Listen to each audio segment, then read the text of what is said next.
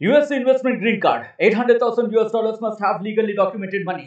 Exit period after 3 years. Shuda LP 6302946180. Shri Rangarao గారి యొక్క 106వ జయంతి సందర్భాన్ని ఇంత ఘనంగా ఏర్పాటు చేసిన తమ్ముడు రాము గాని ఇతర బృందం అంతా కూడా సేవా సమితి అందరూ ఎస్సీఆర్ సేవా సమితి అందరూ కూడా ఇది ఒక సొంత కార్యక్రమం లాగా చేసేందుకు వారందరికీ ముందుగా అభినందన తెలియజేసుకుంటూ ఈ కార్యక్రమంలో ముఖ్య అతిథిగా విచ్చేసినటువంటి నా మిత్రుడు తెలుగుదేశం పార్టీ ఇన్ఛార్జ్ వరల బాబ్జీ గారికి, అదేవిధంగా బీజేపీ పార్టీ అధికార ప్రతినిధి నరసింహ సోమేశ్వరరావు గారికి, అదేవిధంగా మానేటి బాబ్జీ గారికి, ఈ సమావేశానికి విచ్చేసిన అందరికీ మరి పేరు పేరున ఉదయపూర్వ నమస్కారం. ఒక సేవా సమితి కాకుండా ఈ కార్యక్రమాన్ని సహకరించిన దాతలందరూ కూడా పేరు పేరున ఉదయపూర్వ నమస్కారం తెలియజేస్తూ ఉన్నాం.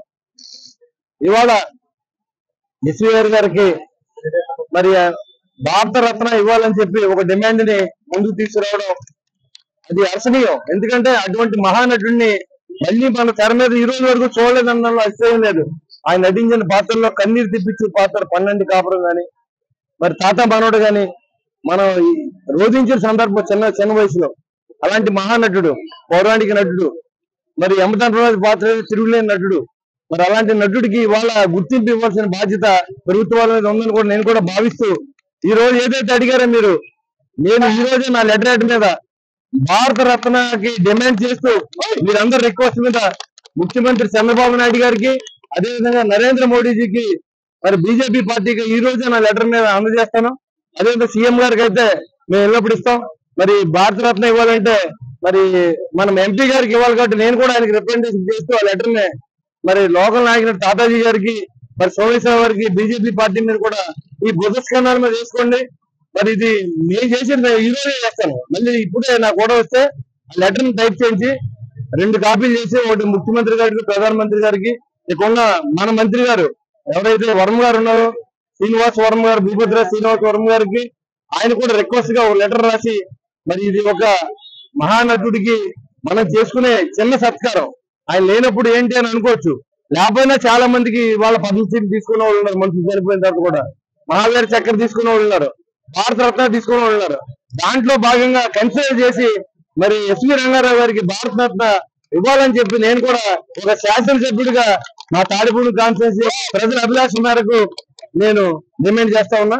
దాంతో పాటుగా నేను ఈ రోజే ఆ లెటర్ ని డ్రాఫ్టింగ్ చేసి మీకు అందజేస్తాను. ఆ కాపీ మీ దగ్గర పెట్టుకోండి. నా ప్రయత్నంలో లోపమే ఉండదు. నేను శాసనసభలో అవకాశం ఇచ్చినప్పుడు నేను కూడా ముఖ్యమంత్రి గారికి ఆ లెటర్ ఇస్తాను, బాధ్యత కూడా లెటర్ ఇస్తాను. అందరూ కలిసి ఈ కార్యక్రమాన్ని మనందరూ పాత్రదారులు. ఇవాళ ఒక్కరు చేసినట్టు కాదు, ఈ విగ్రహాన్ని నాలాంటి వాళ్ళు చాలా మంది కోఆపరేట్ చేశారు. కానీ ఆ బాబ్జీ చెప్పినట్టు ఆ ఓపెనింగ్ కి మేము ఇద్దరం కూడా మాకు రాలేని పనులు, కనీసం మాకు ఇన్విటేషన్ లేదు, మాట్లాడే అవకాశం లేదు. కానీ విగ్రహం పెట్టించింది మేమే, దాంట్లో ఏమాత్రం సందేహం లేదు. కానీ అక్కడ ఎవరిని డయస్ మీద కూడా పిలవలేదు. కాబట్టి అలాంటి పరిస్థితుల్లో జరిగింది. మరి గడిచిన 5 సంవత్సరాల్లో మరి వెనక్కి వెళ్ళాం కాబట్టి 5 సంవత్సరాలు కూడా మరి భారత రత్నకి 10 సంవత్సరం కూడా గుర్తు చేసుకుని అందరూ మనం వాళ్ళు ఇచ్చేందుకు మనం ప్రయత్నించేద్దాం. ఇవ్వకపోతే ఇస్తే ఆ భగవంతుడి దగ్గర మన కోరిక నెరవేరినట్టు ఉంటుంది. కాబట్టి ఇప్పుడు ఆలస్యం లేకుండా ఈ రోజే మనం ఆ లెటర్ పెడదాం. మరి అది ప్రధానమంత్రి గారు కూడా మరి పోస్ట్ చేసి మరి మన వర్మ గారికి తెలియదు కదా ఆయనకి, మరి ఎస్వి రంగారావు గారు అంటే ఏంటని చెప్పి నాదులు కావాలి మనకి.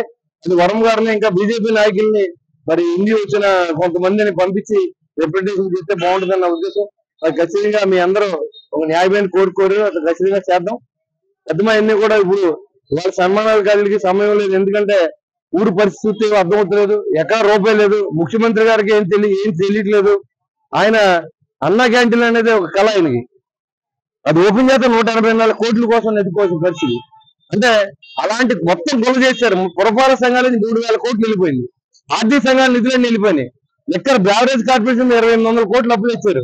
అసలు ఎక్కడ కూడా వెసులుబాటు లేకుండా దీన్ని ఎక్కడ అప్పు కూడా తేలేని పరిస్థితి తీసుకొచ్చిన ఈ రాష్ట్ర దుస్థితి నుంచి మరి ఆయన కొంత టైం ఇచ్చిన తర్వాత మనం ఏ కోరికన్నా కోరాలి. కాబట్టి మన సన్మానాలు ఏంటి, ఈ ఊరికైనా పనిచేసిన తర్వాత నిజాయితీ పరిపాలన అందిన తర్వాత దానికి అర్హత ఉంటుంది మనకి. ఇప్పటికే ఓట్లు వేశారు, గెలిపించారు, బాధ్యత పెట్టారు. మళ్ళీ నాకు సన్మానం చేసి బాధ్యతలు పెట్టకుండా నాకు సన్మానాలు ఇవ్వద్దు. ఈ ఊరికి పనిచేశాక నాకు వెళ్ళిపోతే సన్మానం చేసి కోరుకుంటూ సెలవు తీసుకున్నాను. మరిన్ని వీడియోస్ కోసం ఛానల్ ని సబ్స్క్రైబ్ చేయండి, లేటెస్ట్ అప్డేట్స్ కోసం వాట్సాప్ ఛానల్ ని ఫాలో చేయండి అండ్ లింక్ డిస్క్రిప్షన్ లో ఉంది.